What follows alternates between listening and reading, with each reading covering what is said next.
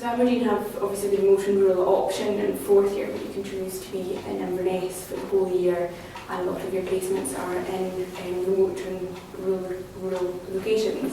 So I was really interested in that option, but in the end I actually decided to stay in Aberdeen for fourth year.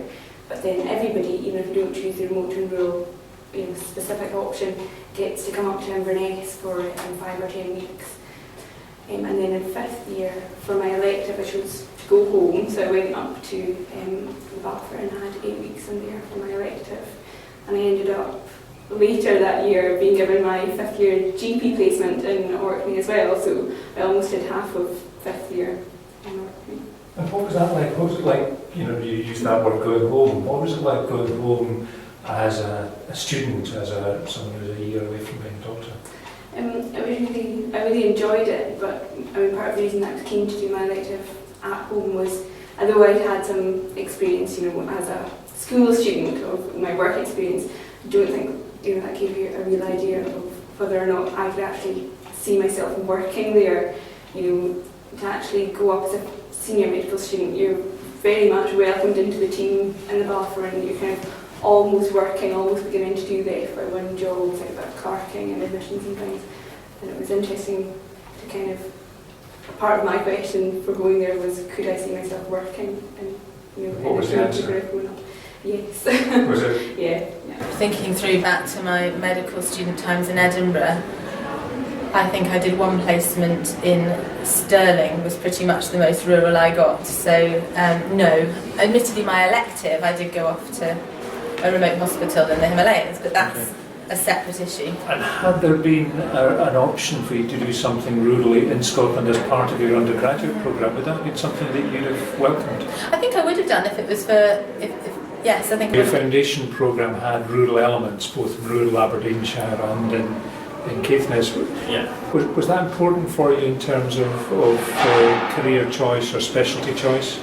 I think so. I mean, foundation being in Inverness.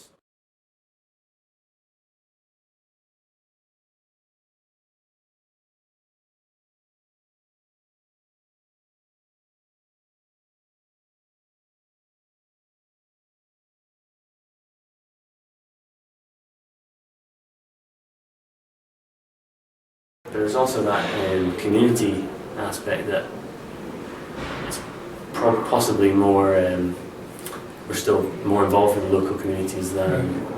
I think part of it was trying something a little bit different, in that I've very much been based around cities. I also quite liked the challenge of actually being able to do more for your patients. Again, I don't know if it's from growing up in this kind of environment, from growing up in Orkney, but that's what I love, that's what I feel at home, this kind of environment when you're working, surrounded by, I guess it is the physical environment of Orkney that I love, but also within communities which are, there's such a strong community spirit up in many of the Highland kind of areas. I don't know, I just felt much more comfortable. It was a fantastic year. I really enjoyed it, demonstrated by the fact that I've continued to work in remote and rural Scotland. It was a busy year with lots of different sections to it. Some time spent in Aberdeen, some time spent with the retrieval service in Glasgow, and then 3 months in Orkney and in Shetland.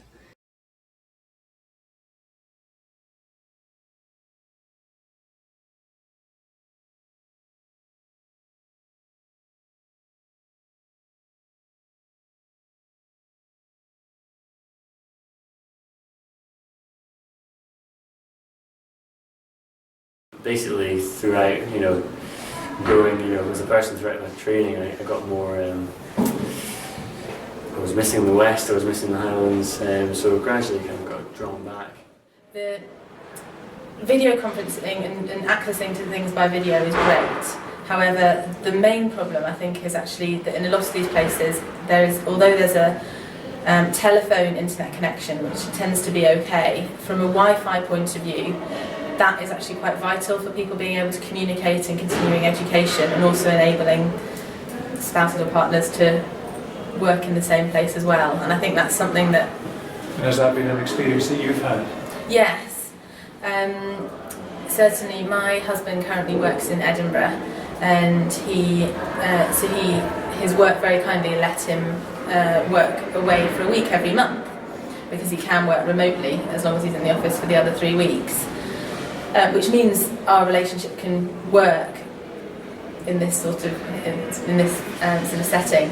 However, because the Wi-Fi connection in some of the remote places is not good enough, it means when I'm in the really remote places, he can't work there as well, and that is actually affecting my career decisions, because working up there is great, but you just wouldn't be able to be there as well. I think that I will be looking to go back to a rural environment, be working in a relatively small community.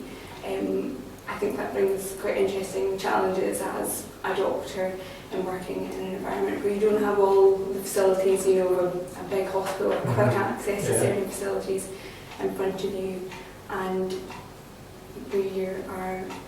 It's something about, you know, living in a community where people are relatively close and know one another, and I think it's a great privilege to care for people in that kind of setting. It provided a fantastic opportunity to develop my skills as a clinician, to work with less direct supervision. It really consolidated a lot of the learning that I'd had over my training and allowed me the opportunity to evaluate where I wanted to take my career, where I wanted to improve upon, and it provided an opportunity that perhaps I wouldn't have gained working within a teaching hospital.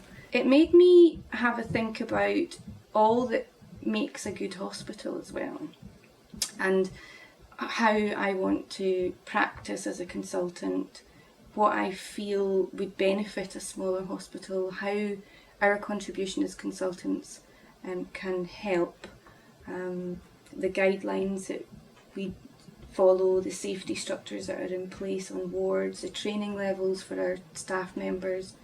It made me really evaluate my place and my role, both within the small hospitals but also on the larger department level as well, to then extrapolate that and see how you work within a teaching hospital also. So 4 different NHS health boards had to hire you and then terminate your time during the year's fellowship. Yeah. That's quite complex. It was. From, as I mentioned before, with regards to occupational health, disclosure paperwork, all pre-employment questionnaires were done for each NHS board. You then have the complexities of orientation and induction, computer access, all that comes with starting in a new hospital. So the familiarisation period was there for every move, which made that quite challenging in itself, both from an organisational side of things and also psychologically, you know, settling into a new place 4 times in 1 year, which was not, I mean, it was fantastic, but it's not really ideal for anyone. Yeah. We made some very good friends from it, but it wasn't, you know, it was quite a thought moving there, thinking we're going to be living with somebody that really we don't know, and how's it going to work? Yeah.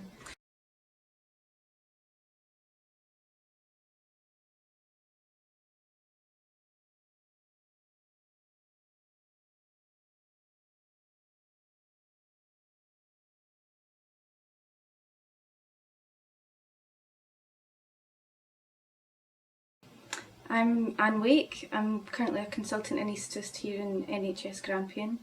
I took up my consultant post in August 2012 and continue to have a connection with NHS Orkney, working up there for 4 weeks out of my year and taking on a lead between the departments to develop our interdepartmental network within the anaesthetics. We have a problem within rural general practice and probably rural medicine generally in recruitment, both to training posts and to substantive posts.